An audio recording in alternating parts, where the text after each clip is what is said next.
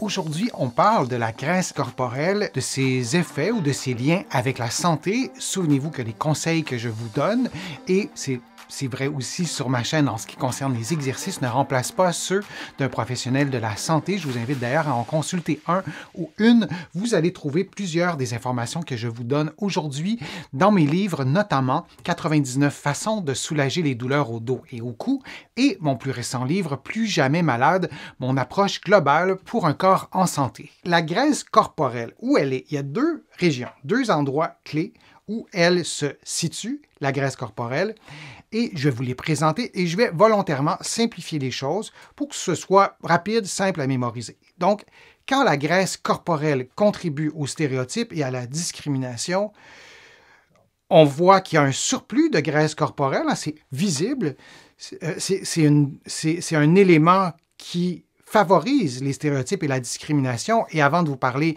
à quel endroit la graisse se loge, je voulais quand même aborder ce sujet-là parce que c'est important. Si je vous montre par exemple cette photo-là, et on voit la même personne qui est en situation d'obésité et une autre qui est la même personne en fait qui ne l'est pas, quelle serait votre première impression de cette personne-là? Est-ce que vous la percevez de la même façon? On est tous et toutes exposés à des images sur les réseaux sociaux, dans les médias, et je crois que c'est vraiment très difficile de se débarrasser de nos stéréotypes, de nos préjugés. C'est exactement la même personne qui n'a pas le même poids. J'essaie dans ma pratique professionnelle et dans ma vie de ne pas résumer une personne, et sur ma chaîne YouTube, de ne pas résumer une personne à son poids, à son âge ou à un chiffre ou à son revenu. Alors ça, c'est important de le faire. Et avant de vous parler d'où se loge la graisse, le but, ce n'est pas de se culpabiliser. Le but, ce n'est pas de faire différentes classes de personnes selon le poids ou selon l'âge.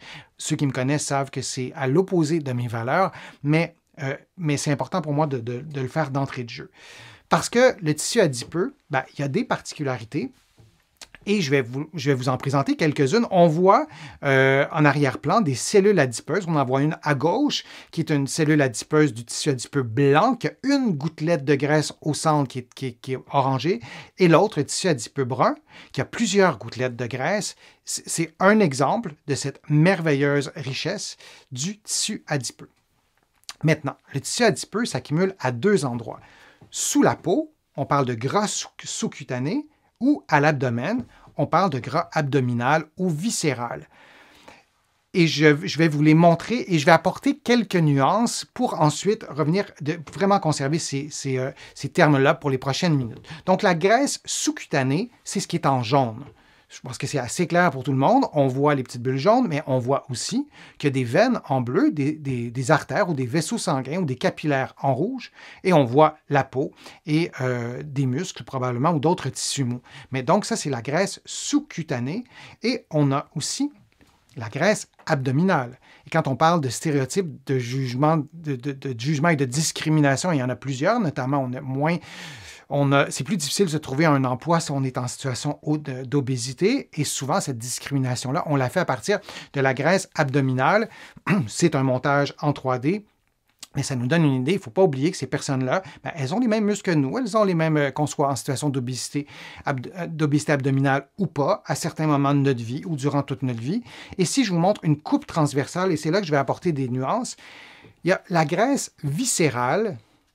Et il y a d'autres synonymes, et là je prends ces mots-là. Donc la graisse viscérale, vous voyez à gauche, le gras en jaune est autour des viscères, est à l'intérieur de l'abdomen. Hein? C'est une coupe de l'abdomen, je pense que c'est clair pour tout le monde.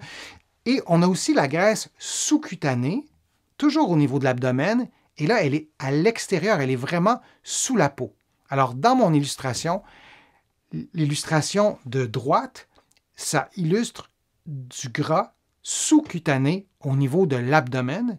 Et l'illustration de gauche, ça nous montre du gras qui vraiment se situe autour des viscères, mais qui pourrait être autour du foie, autour du cœur, autour des viscères, des organes qui sont vitaux, qui sont importants pour notre santé et notre qualité de vie, et la graisse les enveloppe. Et ça a des effets, on va le voir. Pour aujourd'hui, quand je vous parle de graisse abdominale, c'est la graisse qui est au niveau de l'abdomen, et on ne peut pas soi-même savoir combien de graisse corporelle qu'on a autour des viscères. Alors, pour notre discussion d'aujourd'hui, on va se dire que la graisse abdominale, c'est la graisse qui est autour des viscères et il y en a évidemment aussi en dessous de la peau au niveau de l'abdomen. Alors, on ne peut pas directement observer soi-même la présence de graisse viscérale, comme je vous le disais. On prend donc en compte la graisse abdominale, bien qu'elle inclue la graisse sous-cutanée de la région de l'abdomen. Ça étant dit, on continue à voir les diapos que je vous ai préparés en gardant en tête que la graisse abdominale inclut ces deux éléments-là. Les réserves sous-cutanées, de gras sous-cutané, semblent avoir moins d'effets négatifs à court terme sur la santé que l'accumulation de graisse abdominale. Et ça, c'est important de le mentionner. J'allais dire souvent, presque toujours quand on parle de gras, on se pèse.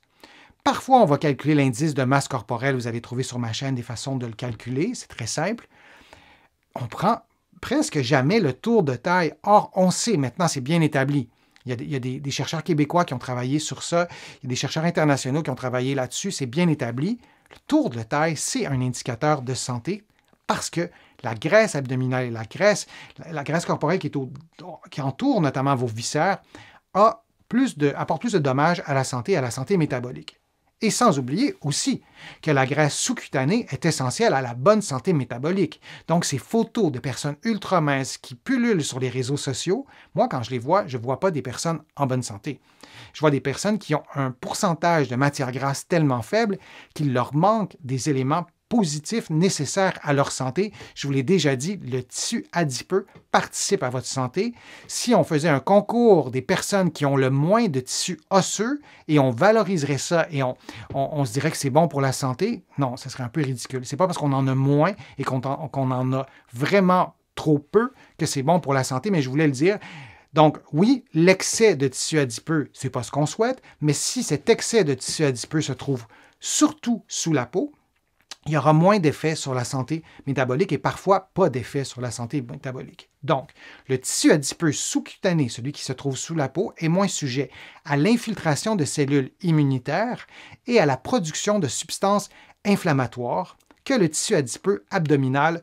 Et là, je l'ai souligné, surtout en situation d'obésité, pas de surpoids, d'obésité. Donc, quand on a un indice de masse corporelle qui dépasse 30, là, on peut dire que le gras abdominal, qui est autour des viscères et évidemment un peu en dessous de la peau de l'abdomen, il y a des effets sur la santé. Ça, c'est notamment associé à l'inflammation. Et plus il y a de l'inflammation dans notre corps, plus on est à risque de maladies cardiovasculaires, d'arthrite, de plusieurs maladies, notamment parce que l'inflammation chronique atteint quelle structure dans votre corps? Seriez-vous capable de la nommer, cette structure-là? Et lorsque vous allez l'avoir nommée, ou sinon l'avoir apprise et mémorisée, ça va changer votre rapport à l'inflammation et votre rapport aussi peut-être à l'excès de tissu adipeux. Donc, cette structure-là dans votre corps qui est vraiment endommagée par l'inflammation chronique, c'est l'artère ou vos artères. Lorsqu'on a beaucoup de tissu adipeux, particulièrement abdominal ou viscéral, on est à risque d'inflammation chronique et l'inflammation chronique, en raison d'une cascade de réactions physiologiques, ça blesse vos artères, ça cause de l'athérosclérose, ça cause de la plaque sur vos artères et là, il y a beaucoup de maladies qui sont associées à ce problème de santé. Et aussi, j'allais dire en premier lieu, le diabète, la résistance à l'insuline et tout ce qui en découle. L'autre diapo, plusieurs études ont établi des liens entre un excès de graisse abdominale et les risques d'hypertension artérielle, entre autres liés à l'athérosclérose, de diabète de type 2, et ça c'est important, même chez les personnes qui ont un indice de masse corporelle ou IMC dit normal. L'IMC, c'est votre poids qui est divisé par deux fois votre taille. Vous allez trouver des façons de le calculer sur ma chaîne ou ailleurs, c'est facile à calculer. Et quand on calcule l'IMC, d'un groupe de personnes et on va mesurer leur tour de taille. Il y a des gens qui ont un IMC normal, mais qui sont en situation d'obésité abdominale avant de peser les gens, et avant de prendre leur taille, leur hauteur, on devrait prendre leur tour de taille. Ça serait tellement plus efficace si on est intéressé par la santé, par les facteurs de risque, comme vous le voyez en ce moment, par certaines maladies, et j'aurais pu en mettre beaucoup plus. Et pourquoi on est si mal à l'aise de prendre le tour de taille avec un ruban mesuré ou autre chose. Et qu'on prend notre hauteur et on ne se sent pas atteint dans nos valeurs. Évidemment, la société valorise l'ultraminceur, mais c'est important de le faire, de prendre le tour de taille, parce que c'est cette graisse abdominale qui est davantage associée à l'inflammation et aux réactions du système immunitaire. Je vous redonne les références là, de tour de taille. Si vous êtes un homme, au-delà de 94 cm, il y a un risque accru pour la santé. Vous voyez aussi les mêmes choses pour les femmes, donc 80 cm et 88 cm. Ça vous donne une idée. L'idée, c'est pas de se sentir encore une fois coupable, c'est de faire des choix, d'en être conscient. Et si on n'est pas en situation d'obésité, le gras qu'on a à l'abdomen, c'est pas un signe de mauvaise santé. J'ai beaucoup de patients qui me disent, et beaucoup d'internautes qui me disent, je veux perdre le petit peu de gras que j'ai au niveau de l'abdomen. Si on veut le perdre pour des raisons tout simplement personnelles, peu importe la raison, mais si c'est parce qu'on pense que c'est mauvais pour la santé, si on n'est pas en situation d'obésité, on a un léger surpoids, il ne faut pas s'alarmer avec ça. Vous voyez les chiffres en ce moment à l'écran. Vous pourrez prendre le tour de taille et vous allez trouver sur ma chaîne une vidéo qui vous explique comment prendre votre tour de taille. Et peut-être un exercice aussi avec ça qui peut être intéressant. Je vais vous le montrer. Les abonnés de ma chaîne le connaissent. Donc, c'est un exercice pour renforcer les muscles de l'abdomen. Ça peut nous aider aussi à tonifier l'abdomen, à avoir une meilleure posture, à protéger le bas de notre dos. Alors, vous le voyez, c'est en anglais l'exercice du dead bug. Je sais que certains d'entre vous, vous n'aimez pas le nom en anglais, mais les traductions que j'ai trouvées, moi, ça ne me convainc pas. Alors, vous le voyez, vous allez le trouver aussi sur ma chaîne. Je vous ai préparé aussi des séquences d'exercices des exercices de gainage. Je vais vous le montrer aussi dans un autre plan de l'espace. Et pendant qu'on fait cet exercice-là, on rentre le nombril, on stabilise le bas du dos. Et la personne qui fait l'exercice en ce moment, et j'ai fait exprès de choisir cette vidéo-là parce qu'elle ne le fait pas comme il faut.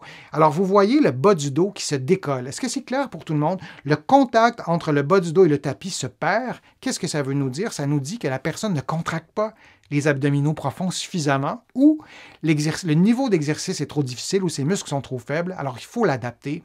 Si vous tapez sur un moteur de recherche gainage, exercice, Denis Fortier, vous allez trouver plusieurs vidéos qui vous présentent cet exercice-là et bien d'autres pour prendre soin des abdominaux. Et dans un contexte de graisse abdominale, d'un surplus de graisse abdominale, c'est intéressant de prendre plus de force et de prendre soin de nos muscles et aussi de prendre soin de notre santé.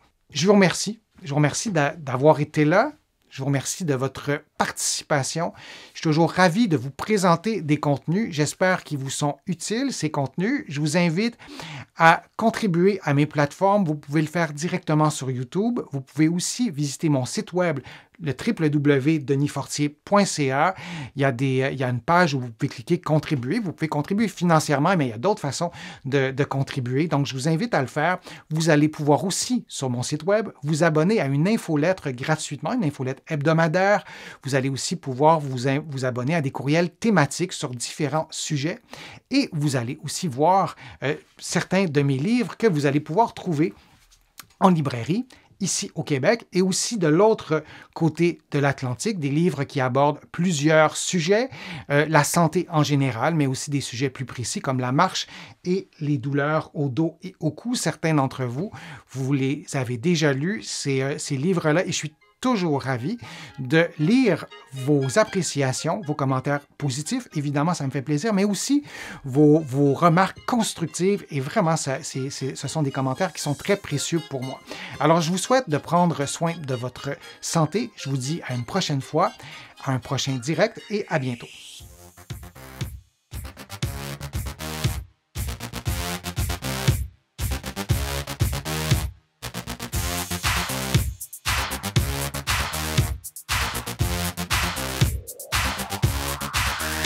Thank you.